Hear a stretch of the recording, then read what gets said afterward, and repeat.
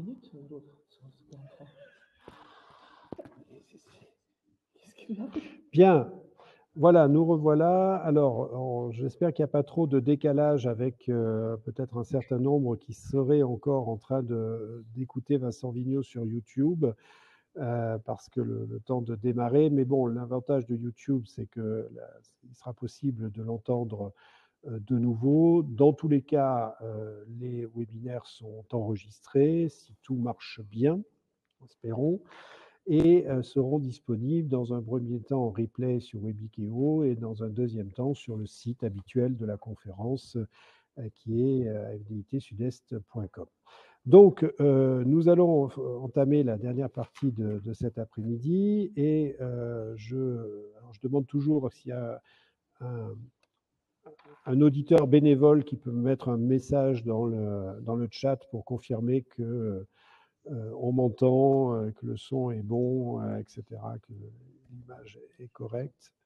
A priori, ça a l'air bon. Donc, pas de problème. Merci beaucoup. Donc, merci d'être revenu, nous suivre cette dernière partie de la journée. Donc, il y a une première intervention qui est l'intervention d'une avocate et d'une professionnelle qui ont monté ensemble un site qui s'appelle WeDivorce. Et donc, ce que je disais tout à l'heure, si certains n'étaient pas là dans l'intervention précédente, c'est que on ne peut pas être neutre vis-à-vis des technologies. On peut être pour, on peut être contre, on peut estimer qu'on se repose trop dessus, on peut estimer qu'on est en retard, mais la neutralité est totalement impossible.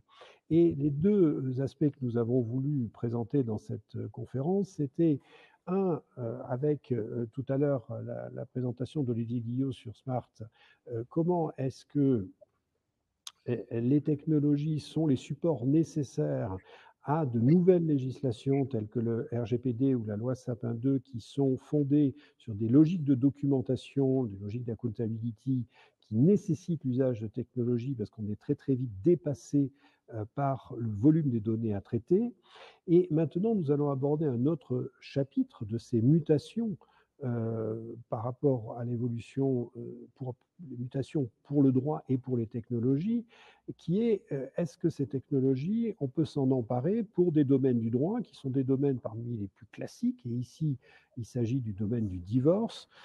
Donc j'accueille et je remercie d'être présentes tous deux, Émilie Julliard, avocate et directeur général, associé fondateur de WeDivorce, et Claire Rémy, qui est associée fondateur et présidente de WeDivorce, dans un attelage qui est un attelage qu'on voit de façon maintenant assez classique dans les startups du droit, où la plupart de celles qui fonctionnent, c'est effectivement l'association entre des femmes ou des hommes d'entreprise et des femmes ou des hommes du barreau qui apportent leurs compétences croisées pour des solutions innovantes. Donc je vais sans plus attendre vous donner la parole pour vous laisser nous présenter WeDivorce et comment la technologie, comme vous avez intitulé votre intervention, peut se placer au service de la sécurisation des procédures. Merci et je vous cède la parole. Merci. Merci. Donc je suis Émilie Julliard, la cofondatrice avec Claire Rémy de WeDivorce. Je suis avocat et effectivement l'idée de ce site est née du constat que sur le divorce, la procédure de divorce par consentement mutuel déjudiciarisée était finalement, lorsqu'il y a vraiment un vrai consentement mutuel sans difficulté, était vraiment très modélisable et très simple, et qu'en conséquence, le coût de la procédure habituellement mis à la charge des époux était extrêmement élevé dans un traitement traditionnel en cabinet d'avocat. Donc c'est de là qu'est né ce projet, avec la volonté de proposer aux justiciables un divorce simple, très rapide, digitalisé et à un coût beaucoup plus abordable que le coût classique avec un traitement complètement classique en cabinet, mais en respectant toutes les obligations légales, tant en termes de sécurité qu'en termes déontologiques, qui sont évidemment très importantes. Nous voulions aussi nous démarquer et surtout lutter contre toutes ces plateformes du droit qui fleurissent sur Internet et qui sont gérées par des non-avocats qui finalement prennent toute la place, évidemment, je pense à Alexa, et qui finalement n'offrent pas un service vraiment satisfaisant aux justiciables et portent un peu atteinte à l'image de la profession d'avocat, notamment par une vraie difficulté pour ces plateformes-là à apporter un véritable conseil, un véritable suivi à leurs clients. Donc, c'est pour ça que nous avons, avec Claire Rémy, qui est une fine juriste également et qui est une femme entrepreneur de grand talent, que nous avons mis au jour ce concept que nous pensons assez novateur, parce que nous mettons à la fois à la disposition des justiciables les ressources des nouvelles technologies, comme peuvent le faire les grosses plateformes, mais dans le respect des règles déontologiques et des bonnes pratiques de la profession, notamment en termes d'écoute client et d'obligations de conseil. Donc, dans cette optique, évidemment, une de nos principales préoccupations était la sécurisation de la procédure. Et c'est sur ce sujet que les nouvelles technologies ont véritablement révolutionné, selon nous, la façon dont on traite les divorces par consentement mutuel. Et une fois encore, pour tous les confrères qui m'écoutent, je parle des vrais divorces par consentement mutuel, ceux où il n'y a vraiment pas de problème, pas de bien, pas d'enfants, ou alors les époux sont d'accord sur tout, et où donc il n'y a pas de tension à régler, à dénouer, pas de négociation réelle à mener, et où les choses sont vraiment très, très transparentes. Et nous sélectionnons les dossiers en amont pour veiller à ne traiter que des dossiers de ce genre-là, et dès que nous avons le moindre doute sur l'existence d'un différend sérieux, nous ne prenons pas le dossier dès le départ. Donc, pour en revenir au sujet qui nous occupe aujourd'hui, c'est-à-dire la sécurisation de la procédure, elle intervient dans notre projet à deux niveaux. D'une part, la protection des données, et d'un point de vue pratique, le point de vue pratique n'est pas des moindres, surtout dans l'objectif qui était le nôtre, d'accélérer et de sécuriser les procédures. Donc pourquoi d'un point de vue technique? Parce que nous récoltons évidemment beaucoup de données personnelles pour traiter un divorce. Il nous faut les états civils complets, les enfants, les fiches de paye, les déclarations de patrimoine, ce qui nécessitait une attention toute particulière pour la protection des données au sens large, tant au moment de la collecte qu'au moment de la gestion du dossier. D'un point de vue pratico-pratique, qui est le sujet qui moi, dans ma pratique, m'impacte le plus, la simplification des démarches liées aux nouvelles technologies nous, avocats qui travaillons sur ce projet, moi et mes partenaires, considérablement simplifié la vie, notamment deux avancées qui sont la lettre commandée électronique et la signature électronique qui est désormais admise pour les divorces par consentement mutuel. Et ces deux procédés offrent une véritable sécurité tant au justiciable qu'à l'avocat. Sur le premier point, la question de la protection des données. Je vous l'ai dit, l'enjeu, c'est que nous récoltons par définition des données par essence hypersensibles, les données financières, familiales, etc. Nous savons tous qu'avant, ces données-là, elles étaient stockées sur l'ordinateur de l'avocat, sur sa boîte mail, elles pouvaient être transmises éventuellement par WeTransfer, classées dans des dossiers papier accessibles. Il y avait quand même un risque de piratage qui était extrêmement important, un risque de hacking, un risque de rupture du secret professionnel. Après, c'est-à-dire avec les outils que nous avons mis en place. Nous avons mis en place, pour recueillir et traiter ces données, un réseau interne entièrement sécurisé avec une infrastructure par réseau domestique privé. Donc on a arrêté le cloud. On a mis en place un WAF autour du site internet. On a mis en place une protection cloud renforcée avec une surveillance 24 heures sur 24, 7 jours sur 7, ainsi qu'un système de travail interne par VPN qui est hautement sécurisé. Peut-être Claire, qui en est la grande spécialiste, peut-elle ajouter un mot sur ces aspects techniques? Oui, alors merci Émilie. Donc en fait, ce qui était important pour nous d'expliquer aujourd'hui, c'est que les nouvelles technologies, on le sait tous au quotidien, donnent l'impression d'une grande facilité d'utilisation.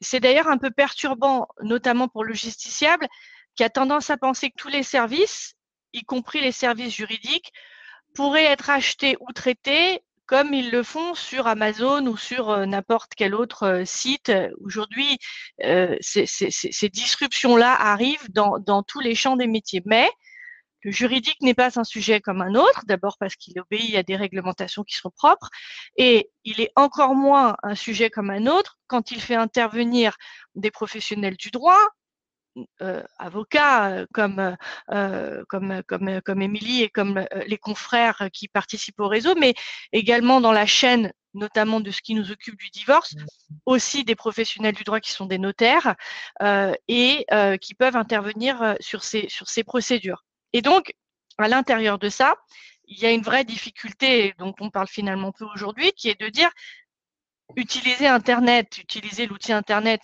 oui, utiliser la vitrine qui est Internet pour utiliser de la publicité, pour se référencer, oui, mais une fois qu'on a fait ça, de quelle manière l'avocat, finalement, est capable de remplir ou de démontrer qu'il respecte ses obligations déontologiques et qu'il est capable de respecter des réglementations, notamment aussi comme le RGPD, qui s'impose à la profession comme à tout le monde, de manière à vérifier que les données sont protégées, qu'elles ne vont pas être captées, hackées, et qu'elles sont correctement transmises et qu'il n'y a pas à l'intérieur de l'utilisation des nouvelles technologies de rupture du secret professionnel et de rupture de la confidentialité des échanges. Et c'est ce pourquoi Émilie s'était rapprochée de moi pour l'assister dans le montage de ce projet.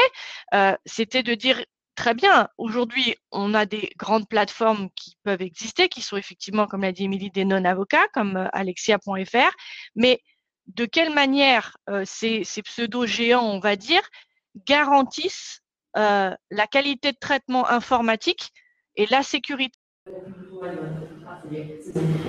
Ça va se partir? Oui. Je crois qu'on a eu une coupure. C'est une coupure.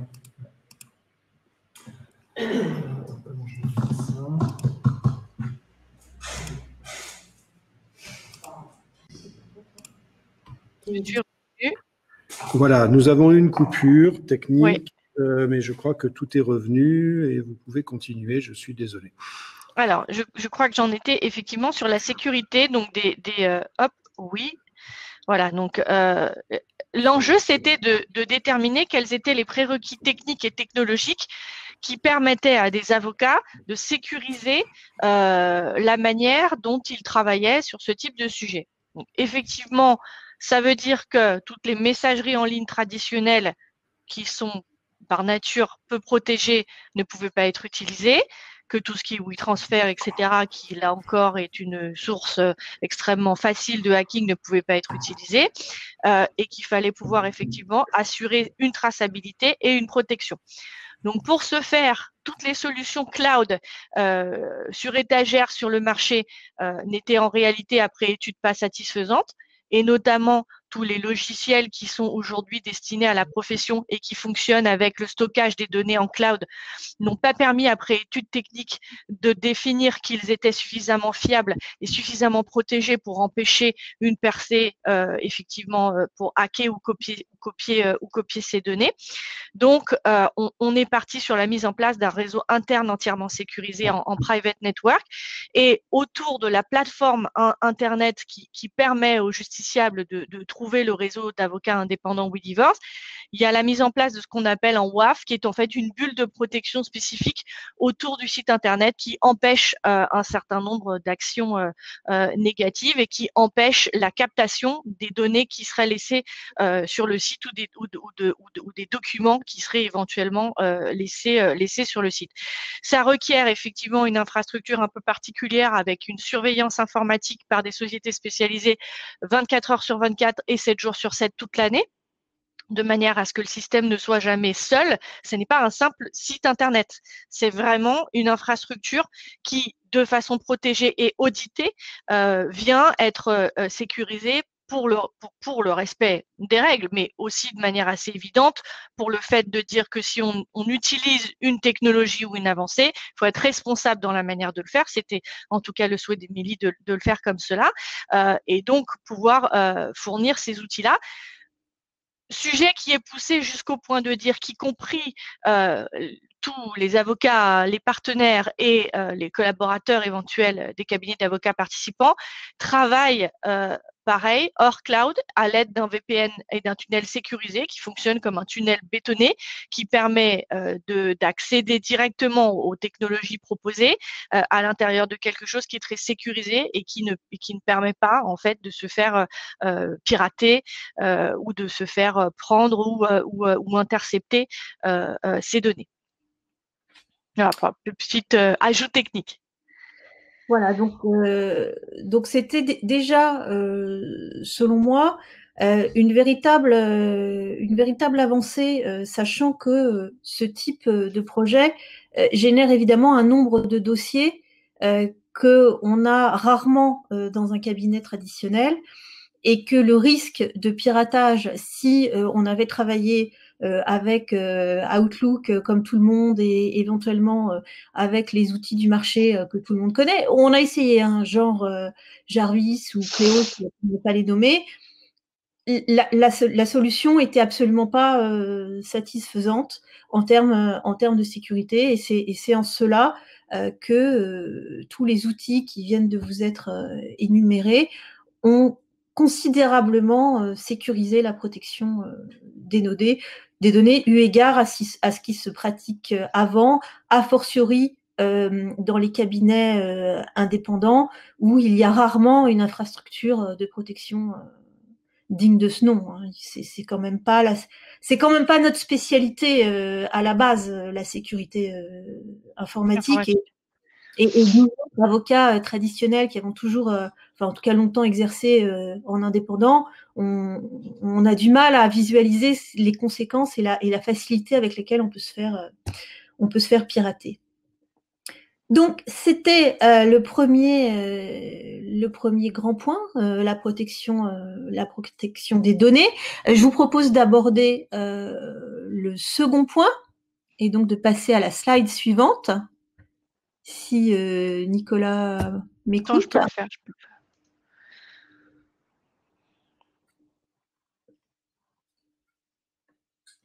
le faire. J'écoute, mais ça n'a pas marché. Moi non plus. Alors, moi non plus. Alors, je vais me le faire passer autrement. Parce qu'on a si, ça y est, ça a changé. Une latence. Okay. Donc, je vous propose d'aborder l'impact pratique de la dématérialisation, mais qui est aussi une source de sécurisation, et notamment par l'usage de deux techniques qui ont révolutionné notre vie en cabinet et l'ont considérablement simplifiée. Le premier, c'est tout bête, mais c'est l'usage de la lettre recommandée électronique. Je ne sais pas s'il y a des spécialistes ou des confrères qui connaissent la procédure de divorce par consentement mutuel, mais vous devez, à peine de nullité, envoyer le projet en recommandé aux époux pour purger un délai de réflexion de 15 jours. Et vous devez envoyer au notaire qui va enregistrer votre convention, vous devez lui envoyer la copie des courriers et la preuve des envois et des accusés de réception, qui doivent impérativement être signés de la main du destinataire. Et les notaires vérifient ça avec un zèle, mais absolument démoniaque. Donc, je ne vous parle pas des problèmes que l'on pouvait rencontrer au début où nous traitions ces procédures, entre madame qui avait fait signer son nouveau conjoint, monsieur qui travaillait toute la journée, rentrait très tard le soir et ne pouvait jamais aller chercher son recommandé, ou encore le bien connu, de toute façon, l'accusé de réception n'a pas été signé. Tout ça vous plantait votre procédure. Vous étiez obligé de tout recommencer avec des conséquences pratiques qui étaient parfois très difficiles pour le justiciable, puisque les couples qui optent pour le DCM souvent sont pressés. Quand je dis souvent, en fait, ils sont toujours pressés, et encore plus souvent, ils sont pressés par le fait qu'ils veulent acheter un nouveau bien pour vivre leur nouvelle vie. Donc, en termes de délai, on est très serré. Et ces problèmes de recherche de recommandés, je ne vous parle pas évidemment de l'accusé de réception qui s'est égaré, qui s'est laissé dans un autre dossier. On peut y passer une demi-journée pour le chercher. Donc tout ça, c'était des problèmes qui nous empoisonnaient la vie, mais qui étaient vraiment une source d'insécurité juridique pour le justiciable. La lettre recommandée électronique a remisé ces difficultés au rang des antiquités. Bon, le problème, c'est que on n'a pas le choix du prestataire. On est obligé de recourir à R24 parce que c'est le seul prestataire accepté par les notaires. Ça offre beaucoup de sécurité pour les justiciables parce que les contraintes d'identification sont extrêmement strictes, et que donc ça garantit l'ouverture du pli par son destinataire.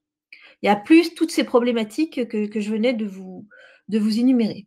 Et c'est d'autant plus sécurisant en période de pandémie, puisque ça limite les déplacements et les contacts, et que l'identification et l'authentification se fait à double niveau, puisque vous avez à la fois l'identité du destinataire qui est certifiée, mais vous avez aussi le contenu qui est certifié. Parce que la difficulté dans les DCM, c'est que le document que vous faites signer dans 15 jours doit être exactement identique à celui que vous avez envoyé. Dans une lettre recommandée électronique, comment prouver ce qu'il y avait vraiment dans le document, si c'était cette version-là ou une autre avec une phrase en plus? Très difficile. Alors qu'avec la lettre recommandée électronique, c'est une pièce jointe. Donc, l'identité de la version envoyée et de la version signée est garantie. Alors, bien entendu, pour nous, avocats, ça nous a permis une optimisation des traitements. Nous ne cherchons plus les accusés de réception parce que sur le nombre, il y en a toujours un qui s'égarait. Nous bénéficions aussi des alertes lorsqu'une personne ne tarde à prendre son recommandé. C'est donc une gestion simplifiée, et c'est la fin de ce qui était vraiment un casse-tête administratif, enfin à nos débuts, avant la lettre recommandée électronique, mais la gestion des recommandés, c'était quasiment notre pire problème. Ce problème, on l'a plus. La deuxième petite révolution, c'est que, ce qui n'était pas le cas au début, la signature électronique a été autorisée pour les DCM. Alors, on peut se poser la question sur le choix du prestataire. Il y en a plusieurs sur le marché. Nous en avons choisi un qui fonctionne fort bien. Et cela nous a... Qui est français surtout, et qui héberge ses données en France. Voilà. Et nous en tirons, nous et les couples qui viennent chez nous, nous en tirons de multiples bénéfices. D'une part, c'est une véritable sécurisation de la procédure, parce que tout est vraiment signé de façon simultanée, sachant que les notaires exigent la signature de l'acte, mais des paraphes sur chaque page, et également souvent des paraphes sur toutes les pages des annexes obligatoires, tous les actes d'état civil, les déclarations de patrimoine, et pire, quand il y a un acte liquidatif, sur toutes les pages de l'acte liquidatif. Donc déjà, vous imaginez le temps passé à signer le document à la main, en 4 exemplaires. Vous signez 40 pages 4 fois à 4 personnes. C'était absolument abominable. Et cette abomination a pris fin avec la signature électronique. Et ça a aussi considérablement réduit les retours qu'on pouvait éventuellement avoir des notaires, parce que là aussi, ils sont consciencieux, c'est absolument incroyable, ils vérifient page par page s'il ne manque pas un paraphe. Et s'il en manque un, ils vous renvoient le dossier, et donc même problème, on est encore planté pour 15 jours. Là, on n'a plus ce problème-là, et là encore, on a une fiabilité des exemplaires qui ont été signés avec un contenu qui est démontrable et prouvable qu'on n'avait pas en signant à la main. L'autre bénéfice, là c'est la petite histoire, et si certains d'entre vous, avocats, ont déjà fait du divorce par consentement mutuel, ils verront très très bien ce que je veux dire, c'est que donc dans les DCM, il faut toujours un certain nombre d'annexes et d'annexes obligatoires. Qui n'a pas fait de DCM et n'a pas passé pour un rendez-vous de signature sans bien, sans enfant, donc vraiment sans difficulté, hein, qui n'a pas passé 1h30, voire 2 heures dans le cabinet d'un confrère, qui en fait compilait sur place toutes les annexes, parce qu'il ne l'avait pas fait avant, que l'imprimante ne marchait pas, que je ne sais quoi d'autre, ou alors qu'il fallait remplacer un acte de naissance qui était obsolète au dernier moment, mais qui ne se souvenait plus où il était. Qui n'a pas fait ça, n'a jamais fait de DCM. Là, avec la signature électronique, on ne perd pas de temps lors du rendez-vous de signature avec toutes les contingences matérielles. Donc évidemment, le temps de signer 40 pages en 4 exemplaires, ça et à 4 personnes, donc ce temps-là, la signature électronique, c'est quasiment instantané. Et surtout, le temps à vérifier les annexes, les machins, les trucs. Non, là, quand on organise nos rendez-vous clients, 100% du rendez-vous est consacré à l'écoute du client, à l'explication, une nouvelle explication de toute la convention et de tous les enjeux, à la réponse à toutes leurs questions, parce qu'évidemment, vous pouvez les avoir eues en ligne 4 fois, forcément, le jour du rendez-vous, ils ont toujours plein de questions, hein. C'est toujours comme ça.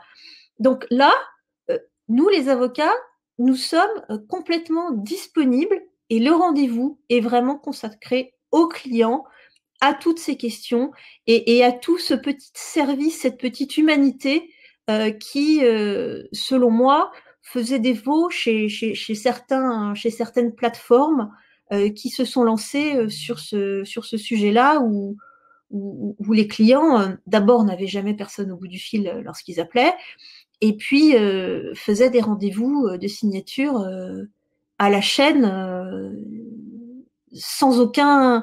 sans avoir vraiment le temps finalement de se poser sur cet acte qui est loin d'être anodin, hein. On divorce, bon, il y a quelques spécialistes, mais en général, on divorce pas très très souvent dans sa vie, et même un divorce simple, c'est quand même toujours douloureux, et les clients ont besoin de ce moment un peu solennel de signature où on n'est pas en train de faire des photocopies et vérifier les annexes. Je ne sais pas, Claire, si tu as quelque chose à ajouter sur le sujet.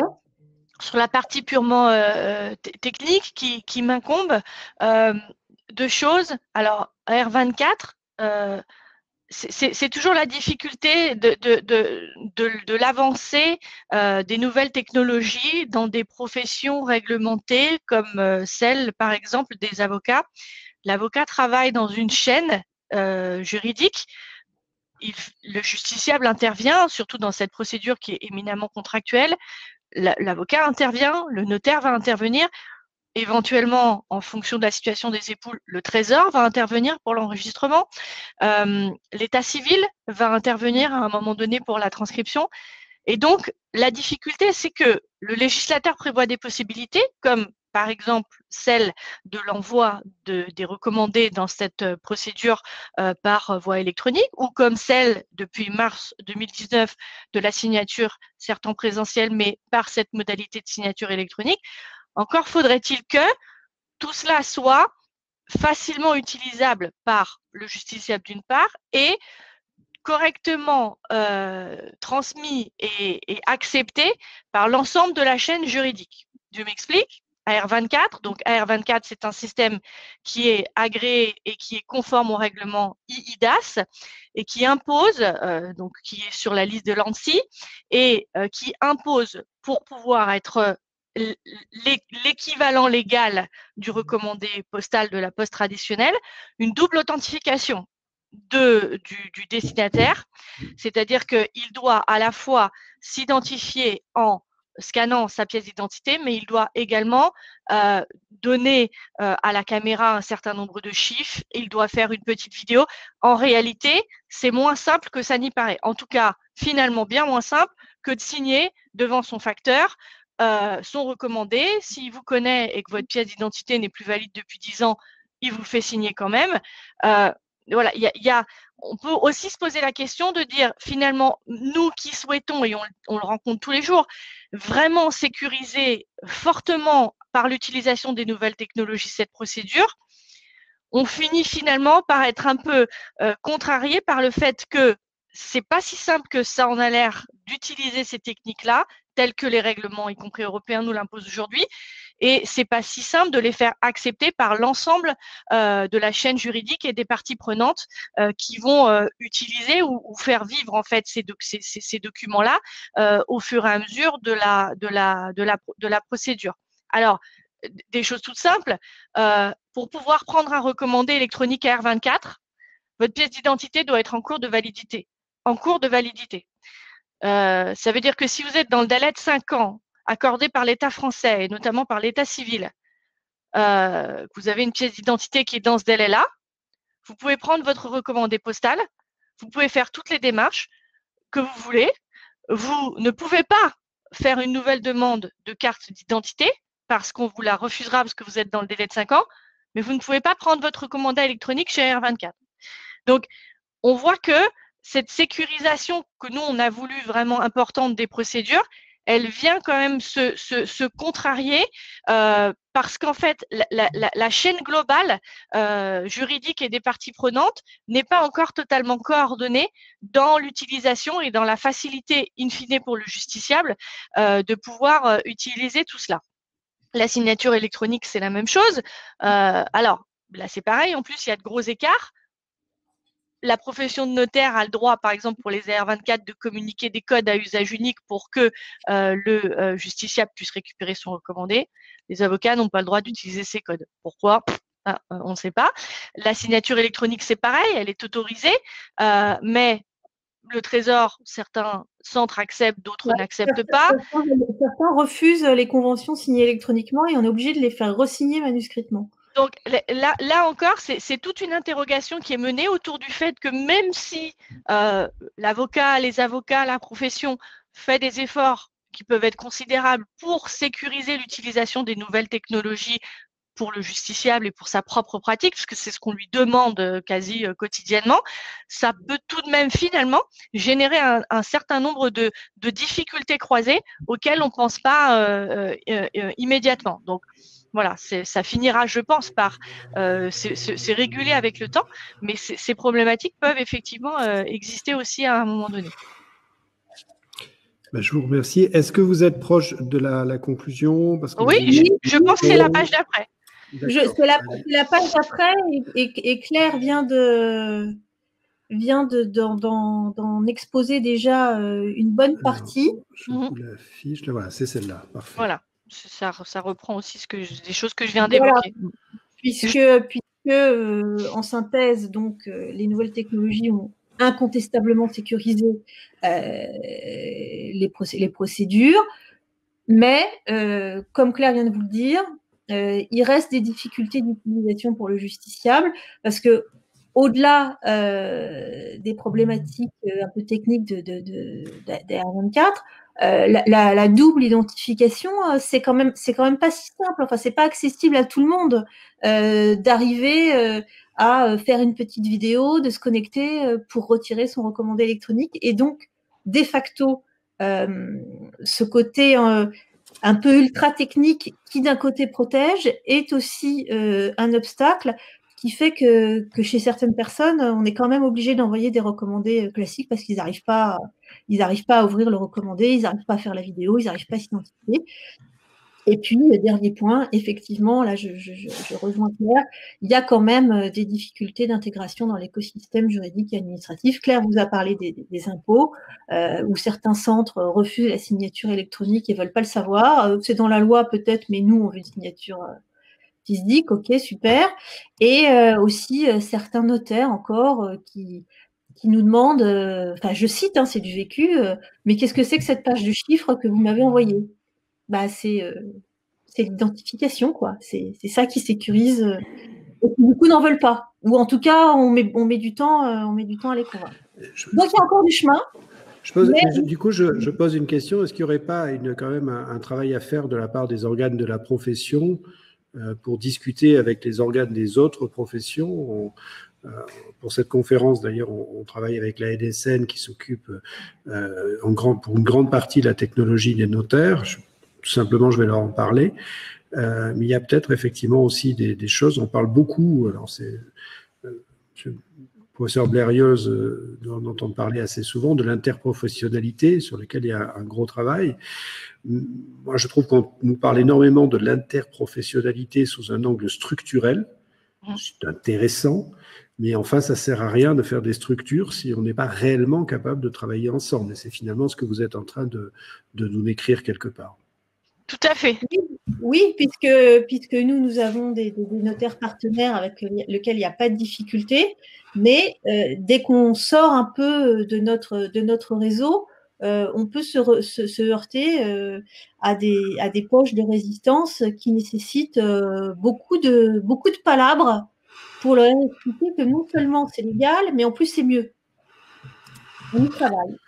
Parfait. Ben, écoutez, vraiment, merci beaucoup pour toutes ces explications. Je pense que c'est très intéressant. Voilà, c'était vraiment l'objectif de cette conférence que de montrer qu'il y a une nécessaire adoption des outils technologiques qui sont à notre disposition pour faire évoluer nos professions et, comme vous l'avez, je trouve, très bien décrit, faire évoluer nos professions pour répondre aux attentes des justiciables quand il s'agit de judiciaire ou des clients d'une manière générale, parce qu'on ne fait pas que du judiciaire, on fait du conseil aussi énormément. Et dans toutes ces choses-là, on a vu que la profession avait dû s'adapter avec la pandémie. Nous sommes adaptés pour la conférence avec cette technologie qui, pour l'instant, tient à peu près le choc depuis ce matin. Vraiment, merci beaucoup. On va rester un petit peu dans le timing. J'ai pas vu passer particulièrement de questions dans le chat.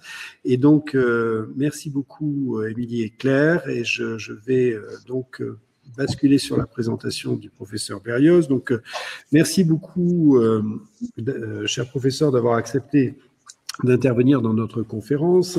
Vous avez débuté votre carrière à l'Université de Reims. Vous avez été ensuite, pendant plus d'un an, conseiller du garde des Sceaux en 2016-2017. Vous êtes maintenant professeur à l'Université Paris-Descartes, mais, et c'est ça qui nous intéresse le plus, sans du tout rabaisser votre qualité de professeur, vous êtes directeur de l'école de formation des barreaux. Et donc, vous avez écrit un article dans Le Point au printemps dernier.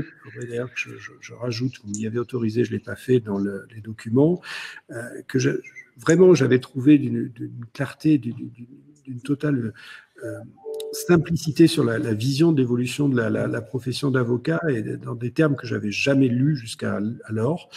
Et donc, je vous remercie d'autant plus d'avoir accepté de venir en conclusion nous parler de cette mutation de la profession d'avocat que vous avez doublement face à vous avec vos étudiants à l'université, mais surtout avec ceux qui, au bout d'un cycle, qui sont au bout du cycle pour devenir nos confrères et qui donc rentrent de plein pied dans une profession totalement bouleversée, déjà depuis longtemps par la technologie et maintenant en plus par la pandémie et des choses dont une formule qui est un peu facile, mais dont on sait très bien qu'elles ne seront, sur la formule consacrée, plus jamais comme avant. Donc voilà, je vais essayer d'enlever la présentation précédente. Ça marche un petit peu quand ça veut, voilà. Et de basculer sur la vôtre, et je vous laisse bien entendu la parole. Merci beaucoup. C'est un plaisir d'intervenir à cette conférence, même si je regrette, comme nous tous, certainement, de ne pas pouvoir être présent à vos côtés à Aix. Mais bon, les technologies nous permettent quand même de maintenir le cap, et comme nous le faisons à l'EFB, notamment pour les formations. C'était un plaisir aussi d'assister à la présentation précédente, parce que c'est vrai que de voir le divorce par consentement mutuel avancer et avoir un certain nombre d'outils qui permettent de le faciliter, c'est un plaisir pour moi qui en suis l'un des artisans, puisque c'est un texte qui a été voté quand j'étais conseiller, à l'écriture duquel j'ai participé. Alors, d'accord. Sur la mutation de la profession d'avocat, alors par contre juste j'arrive pas à prendre les commandes sur le défilement des slides. Voilà, donc vous avez parlé de bouleversement. J'avais fait une conférence il y a quelque temps. Vous me dites quand je l'ai fait passer. Excusez-moi, je vous ai interrompu. Voilà, allez-y. Sinon, le cas échéant, je pourrais aussi partager mon écran, c'est peut-être plus comme vous voulez. Donc, j'avais participé à une conférence et qui était intitulée électrochoc numérique.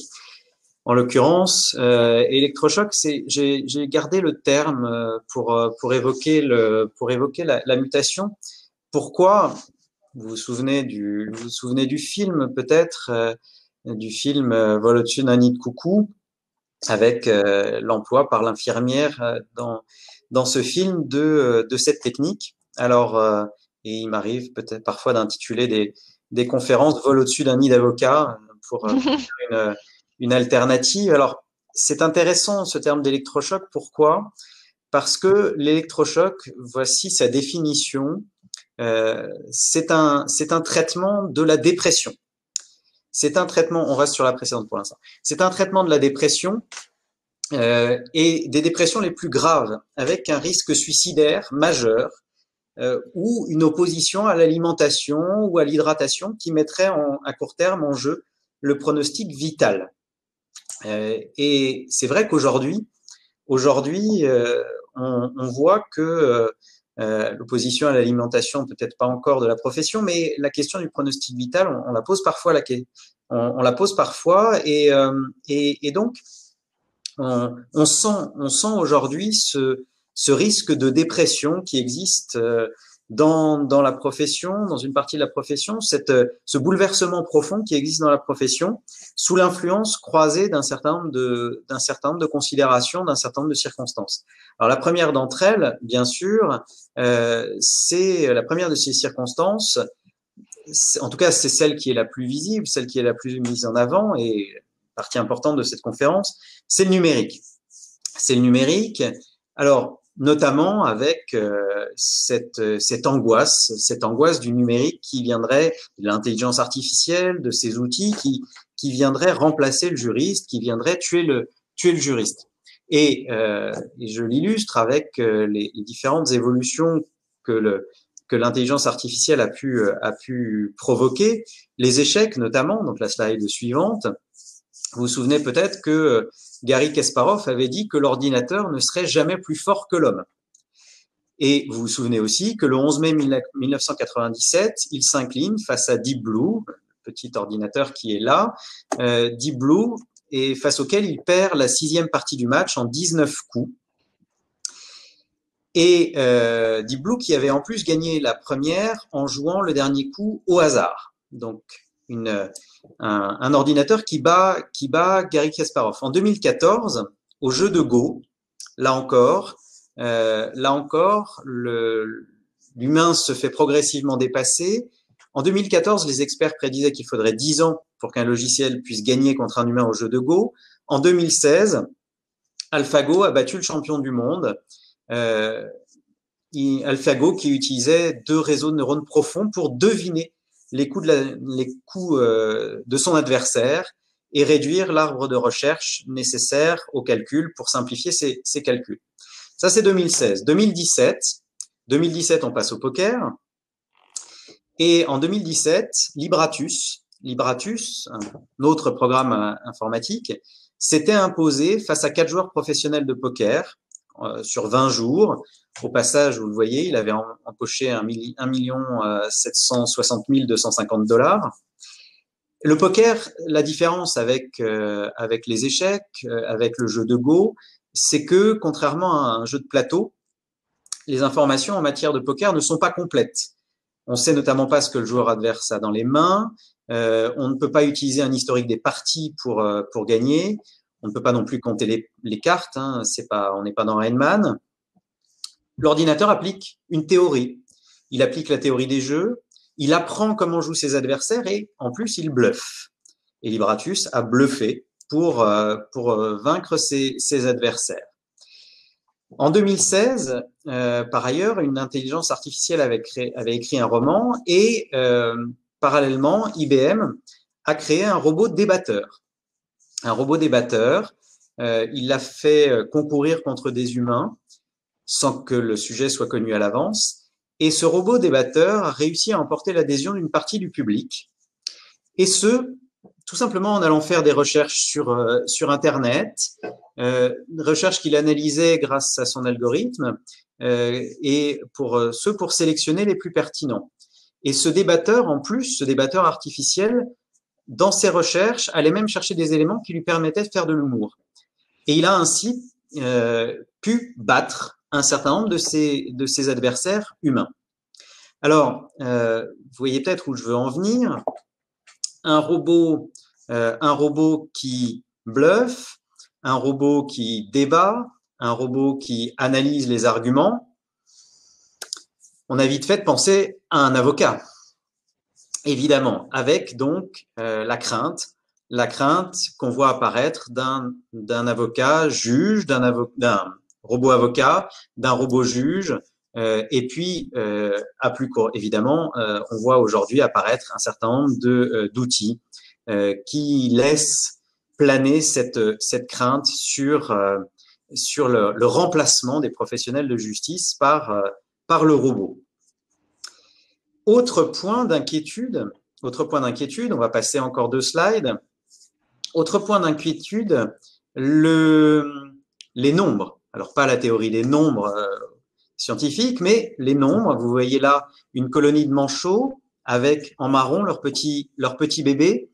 C'est d'actualité puisqu'aujourd'hui, c'est le jour des résultats de l'examen d'entrée au CRFPA. Et vous connaissez sans doute les chiffres. Au 1er janvier 2019, on avait plus de 68 000 avocats. Il y en avait 10 ans plus tôt 50 000. Aujourd'hui, sur le ressort de la Cour d'appel de Paris, on a eu à peu près 1966 admis à l'examen d'entrée au CRFPA. À l'EFB, nous avons eu près de 2700 préinscriptions, puisque comptant les hors ressorts qu'on a dû refuser compte tenu de cet afflux. Le nombre est croissant. Le nombre d'avocats va croissant. Et c'est la seule profession réglementée du droit ouverte, donc c'est pas prêt de s'arrêter. Alors, des chiffres que vous connaissez peut-être un peu moins que ces chiffres de l'évolution de la profession. Selon les études annuelles de la chancellerie, on recense moins 5,4% d'affaires civiles nouvelles entre 2016 et 2017, moins 10,8% d'affaires civiles nouvelles entre 2017 et 2018.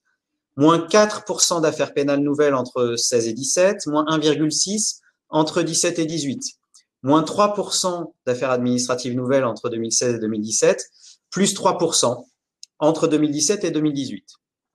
Autrement dit, le nombre d'avocats augmente de façon régulière et l'activité contentieuse, elle est au mieux en stagnation, au pire en régression, et plutôt en régression. Sa tendance est à la régression. Et de toute évidence, le schéma actuel, le mouvement actuel de déjudiciarisation n'est pas prêt de n'est pas prêt de s'inverser. La tendance n'est pas prête de s'inverser du fait de ce mouvement de déjudiciarisation. Et puis, dans un contexte de paupérisation de la population, ou d'au moins une partie de la population, vous le savez aussi, le contentieux est de moins en moins rémunérateur et de ce fait se ferme progressivement. Ce qui veut dire que l'activité des avocats ne peut, et c'est d'ailleurs là qu'elle se développe, ne peut se développer que dans le secteur du conseil. Et on sait le conseil représente aujourd'hui les 2/3 de l'activité de la profession. Et sur ce secteur, les avocats ne sont pas seuls. Les avocats ne sont pas seuls, la concurrence est là, les autres professions du droit peuvent y intervenir. Les avocats ont parfois tendance à oublier que sur le secteur de la consultation et de la rédaction d'actes, ils ne sont pas en situation monopolistique, ils ne sont pas les seuls à pouvoir faire de la consultation ni de la rédaction d'actes. Les autres professions du droit le peuvent, même les profs, en tout cas sur la consultation, en principe pas sur la rédaction d'actes. Donc, la concurrence des autres professionnels du droit est là, et la concurrence est là aussi d'autres professions. D'autres professions, puisque de façon plus ou moins loyale, de façon plus ou moins licite, d'autres professions rentrent sur ce marché en utilisant leurs propres prestations et ensuite en y adjoignant une dimension juridique et en la mettant en avant comme étant accessoire de leurs propres prestations, mais quand même en mettant cette dimension juridique dans le package et en arrivant à vendre ce package. Et donc, on se retrouve dans ce contexte face à une crainte de plus en plus forte et face à un questionnement sur la mutation, sur l'évolution de la profession d'avocat. Encore une fois, que ça soit son nombre, que ça soit son adaptation aux nouvelles technologies, que ça soit son adaptation à la concurrence, et avec donc une nécessité d'évoluer finalement, d'évoluer pour la profession. Voilà. La peur, l'envie parfois de raccrocher la robe, ou en tout cas de se questionner jusqu'à la problématique de la profession elle-même. Comment doit-elle évoluer par rapport à cette transformation qui se fait dans son contexte et dans son environnement. Alors pour ça, il faut s'adapter. Il faut s'adapter et il faut précisément entamer cette mutation, aller vers cette transformation. Et pour ça, il y a essentiellement deux dimensions et un double objectif dans cette transformation. D'abord appréhender les enjeux. J'ai parlé des problèmes auxquels sont confrontés la profession d'avocat. Pour schématiser, pour résumer, un point important, je pense, est celui par le biais des nouvelles technologies, de cette réduction sensible de la dissymétrie d'information entre le juriste et le justiciable. Or, il faut être bien conscient que cette dissymétrie d'information entre le client et le professionnel fonde la justification de la réglementation de la profession, notamment pour les institutions européennes. Les institutions européennes n'admettent des barrières à l'entrée par une réglementation de la profession qu'en raison de l'existence d'une dissymétrie d'information entre le professionnel et son client. Or, vous le savez, le droit aujourd'hui est beaucoup plus facilement accessible et il va le devenir de plus en plus puisque les données juridiques brutes sont de plus en plus ouvertes, des outils de recherche sont de plus en plus nombreux et permettent une recherche plus facile. Donc, cette dissymétrie d'information, elle va s'estompant, ou en tout cas, il faut appréhender différemment le rapport entre le juriste et son client par rapport, le rapport à l'information entre le juriste et son client.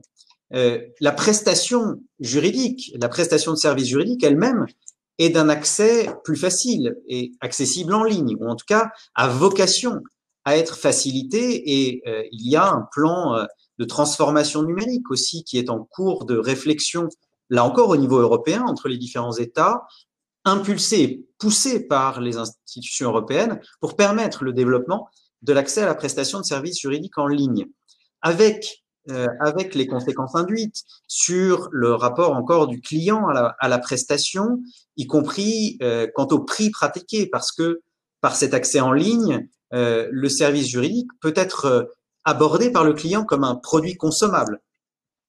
Ça va avec l'automatisation de la prestation intellectuelle, avec la justice prédictive, avec les bots, avec aussi toutes les possibilités de standardisation de l'acte juridique. Tout ça est permis aujourd'hui déjà un petit peu et le sera de plus en plus par les outils qu'on a à disposition, avec une automatisation et donc des services juridiques fournis à bas coût. Et on peut faire un parallèle avec la révolution industrielle. L'automatisation est en marche et le robot a remplacé un certain nombre d'ouvriers. Il remplacera certainement le simple rédacteur d'actes, avec donc une évolution qui doit se faire quant à l'appréhension du rôle, du juriste. Et puis cette concurrence que j'évoquais, cette concurrence qui amène aussi et qui doit amener, ça peut être un des points positifs, mais qui doit amener à aussi envisager différemment le service juridique. Le service juridique a vocation, et il l'est déjà en partie, il a vocation à devenir, et c'est un potentiel de croissance, hein, c'est pas négatif, à devenir un service de consommation courante. On sait que de très nombreux besoins de droit ne sont aujourd'hui pas traités par les professions réglementées du droit. Ils sont traités par le conseil demandé à son voisin, par une recherche sur Internet, par vous avez parfois des évaluations d'une potentiel de croissance en considérant qu'environ 3/4 des besoins de droit ne sont pas traités aujourd'hui par des juristes. Et j'évoque encore la Commission européenne. La Commission européenne, le 10 janvier 2017, dans une communication sur la réglementation des services professionnels, classait le secteur des prestations juridiques comme un secteur à fort potentiel de croissance. Et c'est pas pour rien que de nombreux concurrents arrivent sur ce secteur-là. C'est bien parce que c'est un secteur concurrentiel. Autrement dit, et ce que je décris là, c'est la réalité d'un marché. C'est le marché des prestations de services juridiques. Alors avec une précision de vocabulaire que je tiens à faire, je ne parle pas de marché du droit et je ne parlerai jamais de marché du droit parce que le droit n'est pas un produit, le droit n'est pas l'objet d'un marché. Le droit, c'est l'instrument de régulation des relations sociales. Donc, il n'est pas question ça n'est pas un marché. Ce qui est un marché, en revanche, c'est la prestation de services juridiques. La prestation de services juridiques, oui, c'est un marché. C'est un service. Et l'avocat devrait avoir un mantra permanent qui est le juridique by design. Autrement dit, la conformité juridique dès la conception. Pour ceux qui font du RGPD, vous sentez évidemment le parallèle. Et ça n'est pas assez ancré dans les mœurs. Il faut le développer. Il faut le développer parce que c'est évidemment nécessaire. Et je pense pas seulement en termes de croissance de la profession. Je pense aussi pour la société elle-même, être sûr que le juriste intervient en amont et pas en aval, en redresseur de tort et qui va être vu comme un empêcheur de tourner en rond, mais en amont pour assurer la solidité d'un certain nombre d'actes. C'est essentiel et ça n'est pas assez répandu dans notre société. Alors pour ça, il faut quand même un certain changement d'esprit parce que moi je le constate avec à la fois mes étudiants, avec les élèves avocats. Les jeunes avocats sont parcourus par l'envie de rejoindre une profession indépendante, une profession qui a une certaine aura, une mythologie, la mythologie de la robe, et avec une conception du droit, une idée que le droit est sacré, une idée vraiment de mythologique, encore une fois, de la profession et du droit. Le droit, moi, je ne cesse de le répéter à mes étudiants, le droit, c'est un outil. C'est un outil, c'est le vêtement sécurisant d'une relation personnelle, d'une situation personnelle. Ça n'est rien d'autre. Et encore une fois, la prestation qu'on fournit, c'est un service, même si évidemment, ça n'est pas un service comme les autres. Il appelle une réglementation particulière. Mais je le dis souvent, on a un code de la consommation. Ça serait quand même, ce serait quand même absurde de considérer il ne doit pas y avoir un code des services. Moi, je prône un code des services juridiques, comme il y a un code de la consommation, pour un vrai code encadrant les services juridiques. Mais il n'en demeure pas moins que ce sont des services. Et donc, il faut adapter le libéral à l'économie, il faut adapter cette profession libérale à l'économie. Ça induit un changement d'état d'esprit et des nouvelles méthodes. Recentrer le juriste sur son cœur de métier.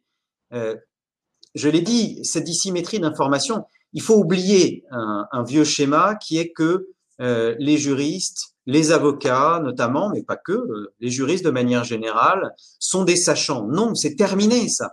C'est terminé. Nous ne sommes plus des sachants. L'information, elle est là, elle est disponible partout. Nous ne sommes plus des sachants.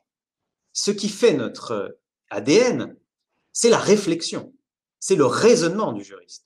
Et il faut se débarrasser un peu de cette tendance qu'on a eue à empiler de la connaissance et d'une certaine manière à s'ultra spécialiser. Il faut revenir à l'épure. Le juriste, c'est pas celui qui a l'information, c'est celui qui est capable, qui sait chercher, donc qui sait trouver la bonne information, qui sait l'analyser et qui sait aussi l'expliquer à son client.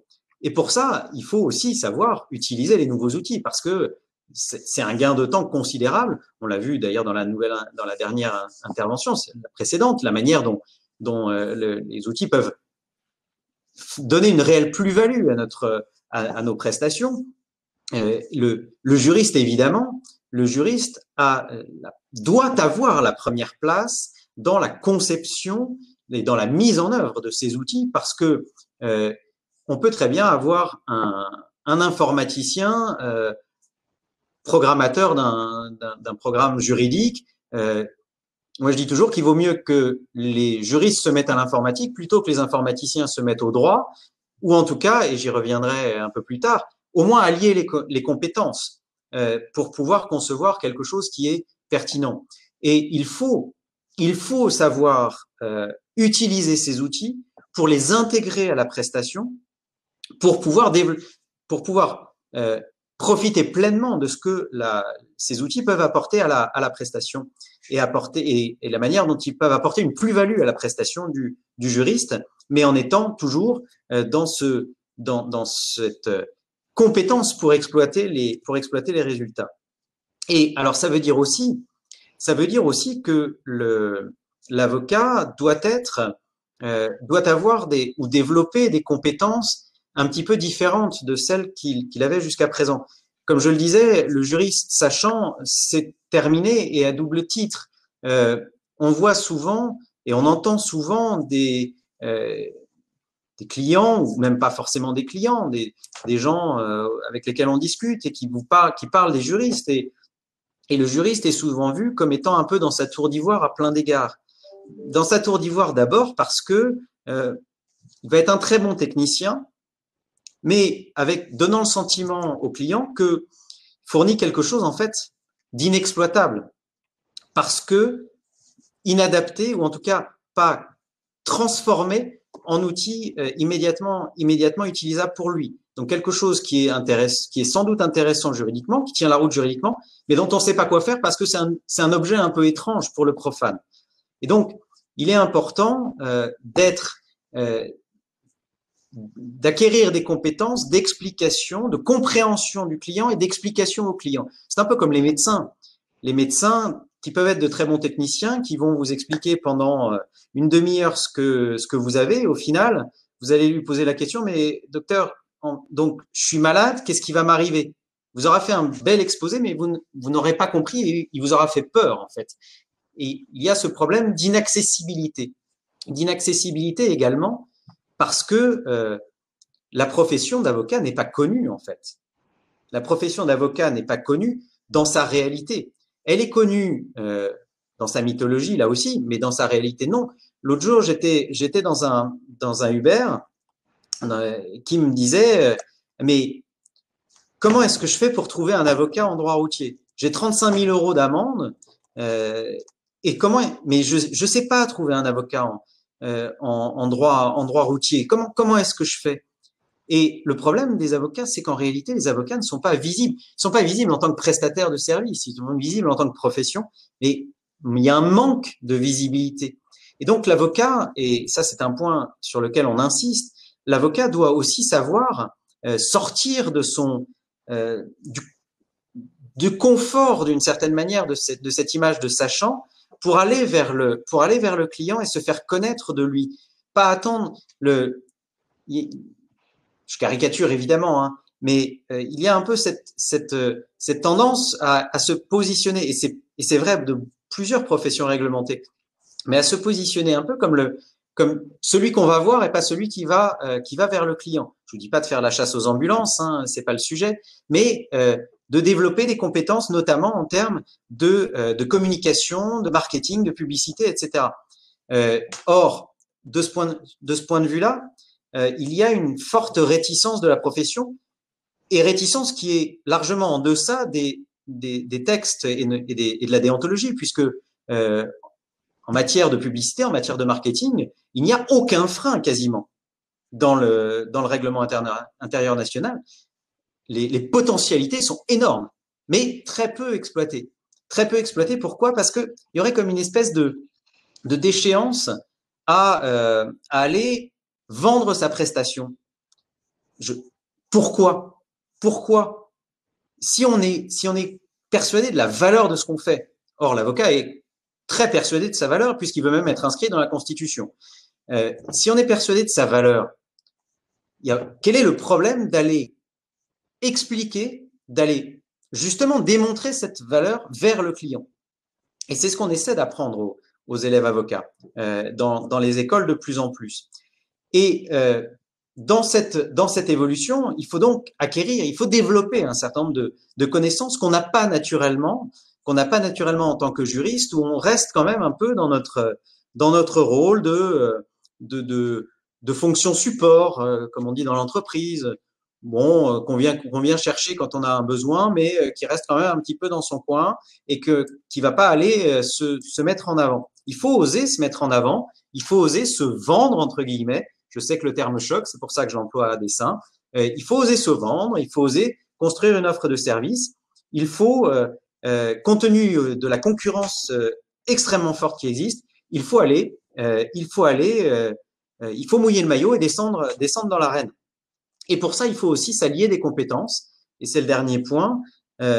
Allier des compétences, on a évoqué la pluriprofessionnalité. C'est un point important et on voit quand même les choses se faire progressivement, y compris même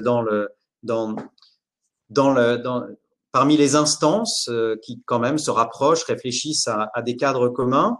Il y a aussi quelques sociétés pluriprofessionnelles d'exercice ou des SPFPL qui se sont constituées, mais de façon très, pour l'instant, très marginale. Or, c'est un moyen aussi de développer les besoins de droit.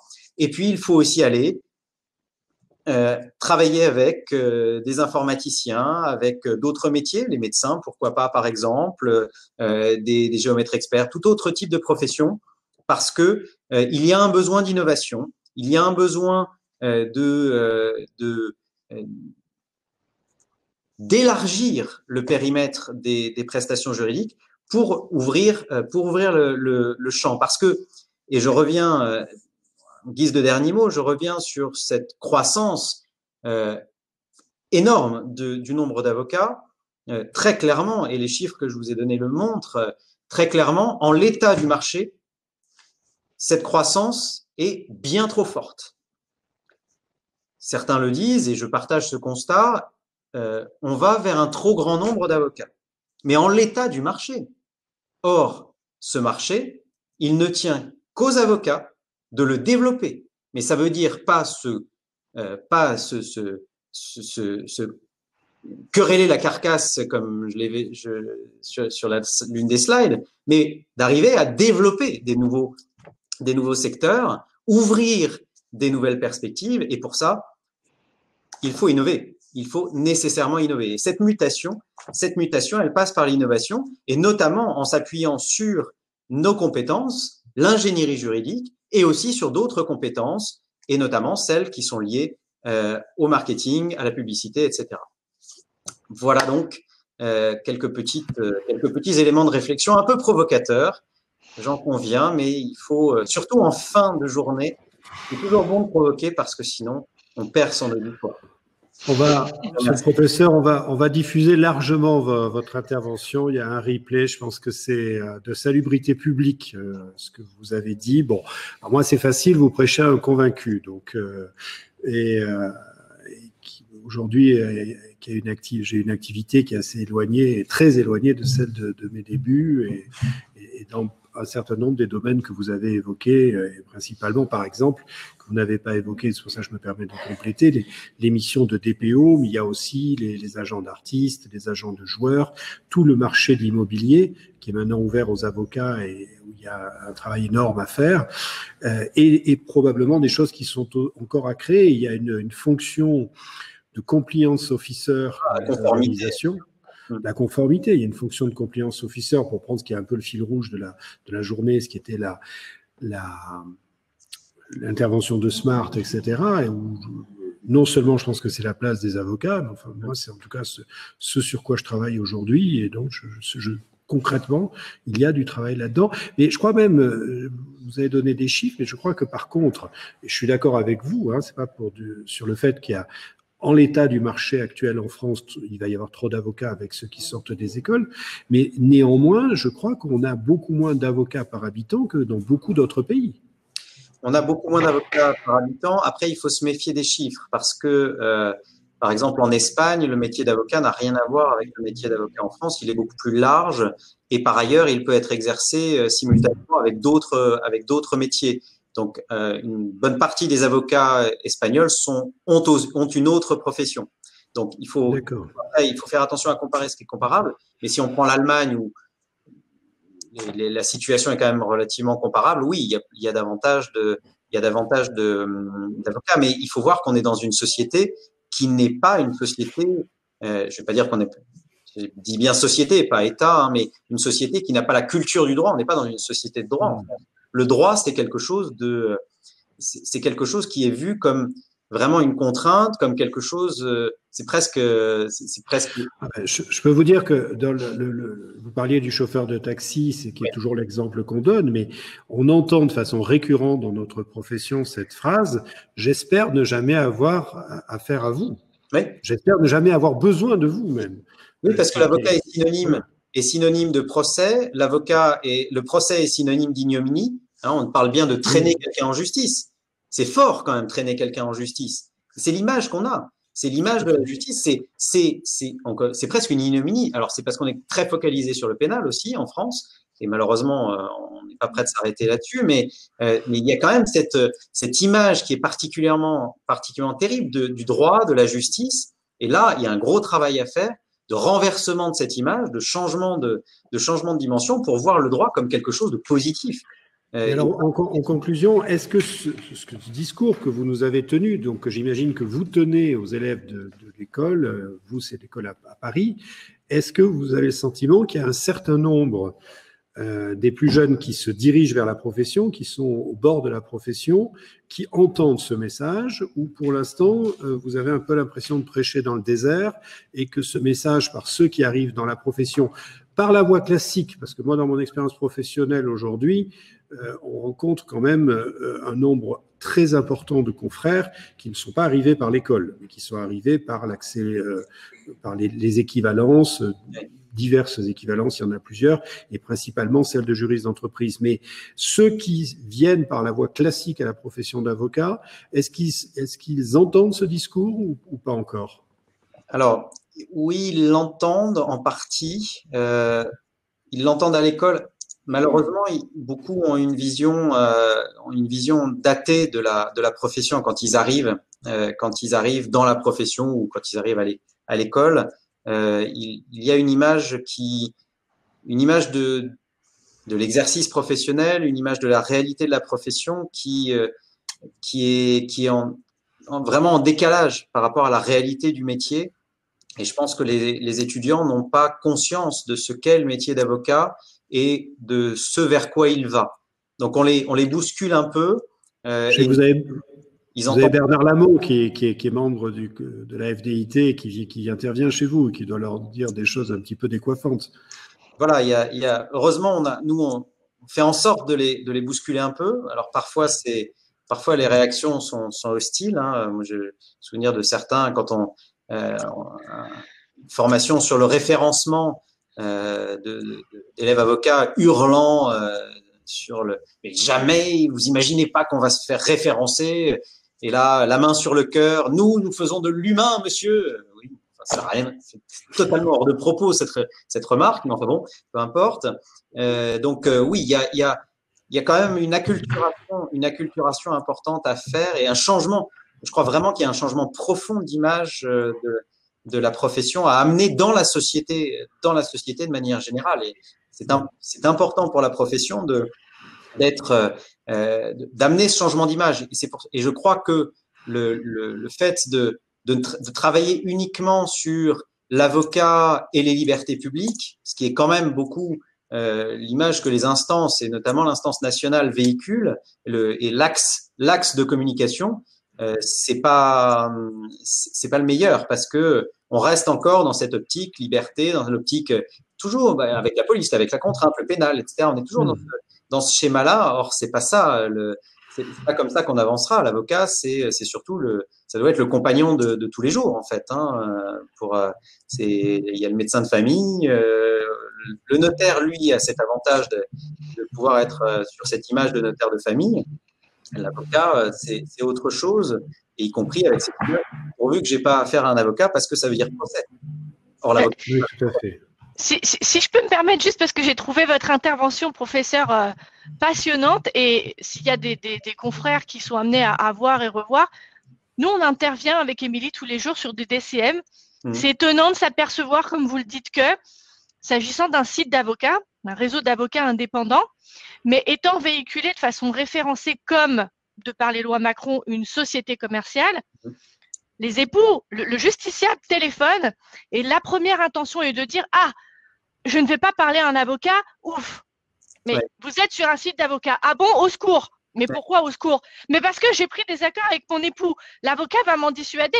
C'est son rôle d'être dans le conflit. » Et je souscris totalement à ce que vous dites, c'est-à-dire il ne faut pas que les avocats il faut bien comprendre que les avocats qui aujourd'hui vont sur le numérique ne sont pas des sous-avocats, que ce sont des gens qui ont une profonde conviction de leur propre profession. J'ai beaucoup de respect pour les professions du droit, avocat, notaire, je suis une famille d'huissiers depuis 3 générations, donc c'est pas parce qu'on va vers de la nouveauté qu'on oublie l'histoire, qu'on est moins au courant ou moins féru des règles à respecter. Mais comme vous le dites, le droit est un service. Et vous avez dit une chose très juste qui vient de la dissymétrie de l'information. Tous les jours, les gens appellent et nous disent « Moi, j'ai vu l'article 229.3. Moi, j'ai vu le droit de partage. Moi, j'ai lu l'article du confrère. » Et en fait, l'avocat n'est plus un expert. Oui. L'avocat est un conseiller et il doit se présenter comme tel, et s'il se présente comme tel, il a un marché énorme devant lui. Moi, je suis moi-même jury au lab de l'EFB et j'ai l'occasion de le dire aux élèves. Il faut vraiment considérer le droit non pas comme un produit, mais comme un service réglementé avec des règles, etc. Mais c'est très important de considérer que l'avocat doit pouvoir se présenter vraiment comme un conseil déployant un service et qui tend la main, en fait, effectivement, à son client. Moi, je ne suis pas trop d'accord là. Par contre, sur ma pratique professionnelle, il y a une demande qui est toujours très, très forte et chez tout type de clients, parce que moi, je travaille avec des professionnels et des entreprises. Cette demande de compétences, elle est toujours très forte. Par contre, là où je placerai le curseur, c'est qu'elle demande à être conquise, c'est-à-dire qu'il faut arriver à convaincre de sa compétence. C'est plus le fait d'avoir un titre d'avocat qui fait qu'obligatoirement les gens vont poser leur confiance sur vous. La concurrence effectivement est très forte. L'image de la profession n'est pas très bonne. C'est un euphémisme. Donc ça veut dire que ce que par contre vous avez dit très bien, on a le sentiment que l'avocat va obligatoirement amener vers la procédure. Par contre, voilà, les gens sont pas non plus, ils savent bien qu'ils ne connaissent pas ça, ils comprennent pas la chose juridique, ils savent bien que c'est quelque chose qui, effectivement, vous avez des gens qui ont lu sur Internet, etc. Mais la plupart, sauf quelques cas particuliers, ne savent bien que c'était juste pour dégrossir le sujet. Par contre, ils vont essayer, à travers tout ce qui existe à leur disposition comme information, de challenger ce que vous leur dites, de vérifier si vous leur dites des choses qui sont valables et donc, quelque part, de vérifier, d'essayer de valider votre compétence. Et c'est plutôt, de mon point de vue, sur cette validation et ce fait qu'on part de beaucoup plus loin et qu'on doit à chaque fois convaincre que, effectivement, bon, peut-être on est avocat, mais on a aussi la compétence. Hein. Maintenant, les gens cherchent des spécialistes. Ils savent pas spécialistes de quoi. C'est pas méchant parce qu'ils ont du mal à déterminer les domaines du droit. Mais ils cherchent quand même des spécialistes. Et c'est très difficile parce que dans le monde médical, je caricature un peu, mais en gros, vous savez où vous avez mal, tandis que dans les domaines juridiques, vous savez qu'il vous arrive quelque chose, mais vous avez beaucoup de mal, et c'est ce que disait le professeur Berlioz, d'un taxi qui cherchait un spécialiste en droit routier, ce qui a priori devrait être facile à trouver, mais semble être assez difficile en réalité. Écoutez, sauf évidemment si vous avez d'autres choses à nous dire, je voudrais peut-être clôturer en vous remerciant beaucoup tous ceux qui sont encore là pour assister à ça, en remerciant tous ceux qui nous verront plus tard, puisque voilà, on essaye avec André de faire de la doctrine 2.0, hein, de réellement faire de la doctrine, et franchement, André face à moi, vous ne le voyez pas, mais on est très, très, très heureux parce que la qualité de ce qui a été produit aujourd'hui est formidable. Et ça va être à la disposition de tous, quasi définitivement, en replay sur Webikeo et ensuite sur YouTube, accessible via le site de la conférence. Donc, on espère que toutes ces choses que vous nous avez expliquées, qui étaient à la fois très intéressantes, très novatrices et très pertinentes, auront une très, très grande audience dans la durée. C'est la théorie dite de la longue traîne, pour prendre des théories commerciales. Et donc, je vous remercie énormément d'avoir participé à ce webinaire qui a tenu le choc techniquement, ce qui était vraiment notre angoisse, en tout cas la mienne absolue. Et je vous souhaite une excellente soirée en espérant pouvoir se revoir, se voir très bientôt, à la fois avec vous, à la fois avec les participants, de nouveau, une fois que cette pandémie sera passée, selon le terme consacré en présentiel, en tout cas sur place, à Aix-en-Provence ou à Marseille pour les conférences de la FDIT Sud-Est et surtout, bien entendu, pour, j'allais dire, le cœur de métier de la FDIT nationale dans nos conférences à Paris qui généralement se tiennent justement dans les locaux du CNB. Je vous souhaite une excellente soirée, je vous souhaite un excellent week-end et donc je vous dis... Et donc, 7e édition l'année prochaine. Mais là, maintenant, qu'est-ce qui va se passer d'ici l'année prochaine et à quoi on devra s'adapter? Je reste prudent et André vient de me donner un grand coup de pied virtuel sous la table. Inscrivez-vous à la FDIT, bien entendu. Venez, rejoignez-nous, venez participer à nos travaux. J'ai la prétention de penser que, pas grâce à nous, mais grâce à vous, grâce à tout ce qu'on a entendu aujourd'hui, on fait œuvre utile. Je vous souhaite une excellente soirée, je vous souhaite un excellent week-end. Au revoir. Merci à vous. Merci à tous. Au revoir.